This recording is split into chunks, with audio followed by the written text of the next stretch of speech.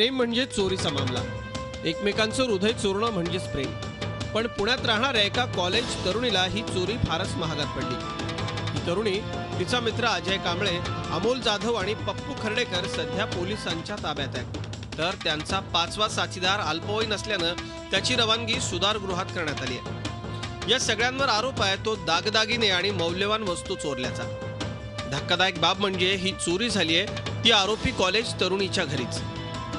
दत्तवाडी परिसरात राहणाऱ्या मुलीचे तिचा वर्गमित्र असलेल्या अजय कांबळे सोबत प्रेमसंबंध आहेत. अजयला एक पल्सर बाईक घेऊन देण्याची तिची इच्छा होती, पण त्यासाठी पैसे कुठून आणणार असा प्रश्न पडल्यावर एक भन्नाट आयडिया तिच्या डोक्यात आली. आईवडिलांसोबत सहलीला जाण्यापूर्वी तिनं स्वतःच्या घराच्या चाव्या अजयकडे दिल्या.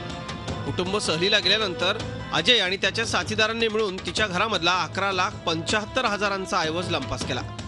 पोलीस तपासात हा सगळा प्रेमाचा आणि चोरीचा मामला उघड झाला.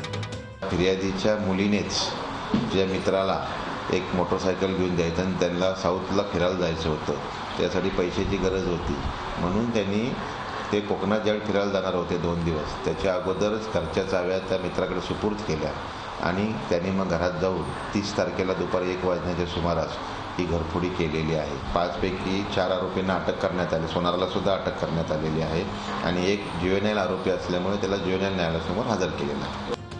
घरात सगळं काही स्थिरस्थावर असताना मित्रासोबत दक्षिण भारतात मौजमजा करायची अवदस या तरुणीला आठवली.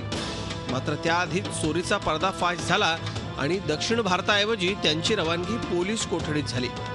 प्रेमात सगळं काही माफ असतं असं म्हटलं जात असलं तरी कायद्याच्या भाषेत चुकीला माफी नाहीच. अरुण मेहत्रे, झी मीडिया, पुणे. झी 24 तास रहा एक पाऊल पुढे.